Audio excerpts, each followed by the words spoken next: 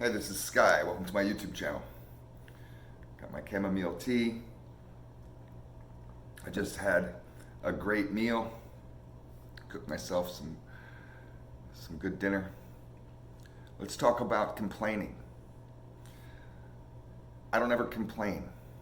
Now, I used to. But I had to stop myself. I have to resist complaining.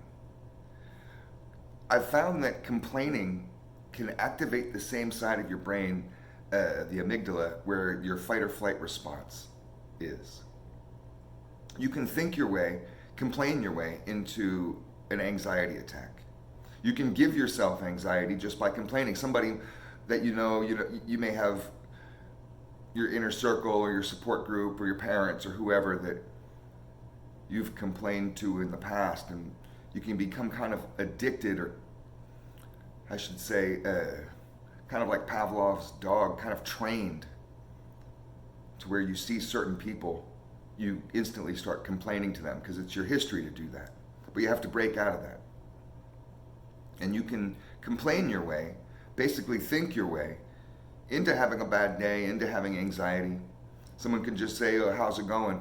And you start running your usual list: relationship, job, health, whatever else that you complain about on a regular basis. And then next thing you know, instead of having a good day, having a happy day, you're all frazzled. I can hang out with people socially, and a lot of people in groups of friends like to complain to each other, and it becomes this big, kind of like a bitch session, where everybody gets to bitch about something. Everybody gets their turn to complain about their job, complain about somebody who hurt their feelings, whatever. It's hardly a dialogue. It's hardly really a conversation. It's just people going on their rants. You notice, because if you ever try to offer solutions to somebody who's complaining too much, a lot of times they'll bat that shit down. They turn into a fucking professional tennis player.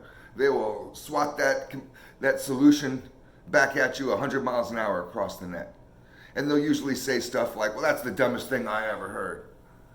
Then they get on their soapbox, get on their high horse, and start acting like they're the only ones who's ever suffered in this world. They have it way worse than you, and what the hell would you know anyways? This is. You ever have anybody get angry with you when you just simply offer a solution to their problems? A lot of times, our problems, the bullshit that we stress about, a lot of it is mundane crap that'll work itself out. A lot of it stuff that doesn't really matter. A lot of it has easy solutions. We can get lost in this realm of the experiencer, in reaction mode. Kind of like a dog who hears a firecracker or a gunshot. And just, we're running for our lives through the woods all of a sudden. We're just in reaction mode. Not really thinking about what's going on. This is these drama queens. People who have problems with being narcissistic do this a lot. And everything might seem terrible. Oh my God, we're writhing on the ground like Gollum from the Lord of the Rings, just in this emotional fit over nothing. The answer could be right there, and you give them the answer. They're sitting there crying over what's 1 + 1, and you finally say, "Hey, just want to help you out, 1 + 1 is 2, bro." And then they get mad at you. Like you're the evil one. Like, fuck you, So it's hardly a way to enjoy people's time. And I realized this when I was doing it to others, that it's not a very good way to give of myself. I just exhaust people when I spend a lot of time complaining about my life. It doesn't mean that I don't have complaints. I have complaints, but I keep them to myself, because it's hard to complain to yourself. You'll offer yourself solutions, at least I will. I have a voice in my head. Whenever I start thinking about negative shit in my mind, I have a voice in my head that's partly kind of like a voice like my father used to say, and partly kind of a motivator like a drill sergeant, and kind of a mixture of people. And that voice will say, "Well, what are you going to do about it?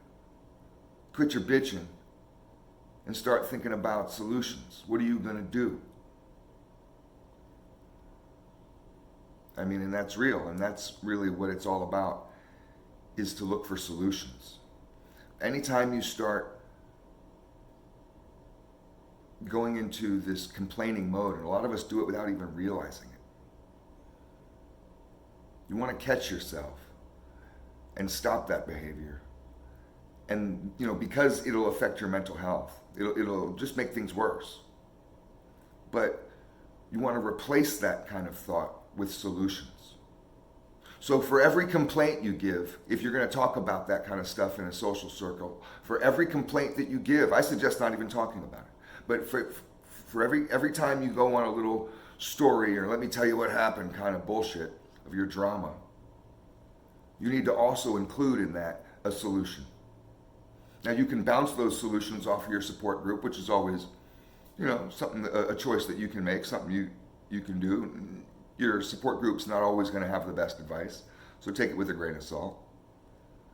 But that's a lot more healthy of a dialogue. That's a better conversation. If I came to you and said, I'm thinking about quitting my job, but I have this option and that option, and this is what I'm kind of thinking about doing, then, and I can be like, well, what do you think? And that's a lot healthier of a conversation. And if you tell me what you think, I can't shut you down because I asked your opinion. I can take it with a grain of salt. But it kind of leaves it so that's the end of it right there. Some people will complain about something for 45 minutes, like a broken record. I mean, Jesus Christ, what could you really complain about for that long? It should take you 2 or 3 sentences to get it out. I didn't like this, bam, bam, bam, there you go, end of conversation. Let's talk about something else now. But I know people, as soon as we get together, they just start firing off their whole list like a machine gun, like a drive-by. And these are kind of like energy suckers, like vampires. I didn't want to be that way. I didn't want to walk into a room and exhaust people. I'd rather inspire people. I'd rather get into deep conversations about existentialism and about cool stuff, philosophy, science, history, whatever, man. Motorcycles, shit, I love motorcycles. We can talk about anything.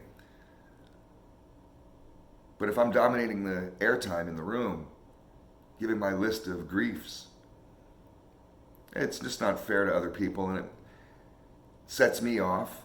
I end up leaving that social scenario just kind of pissy.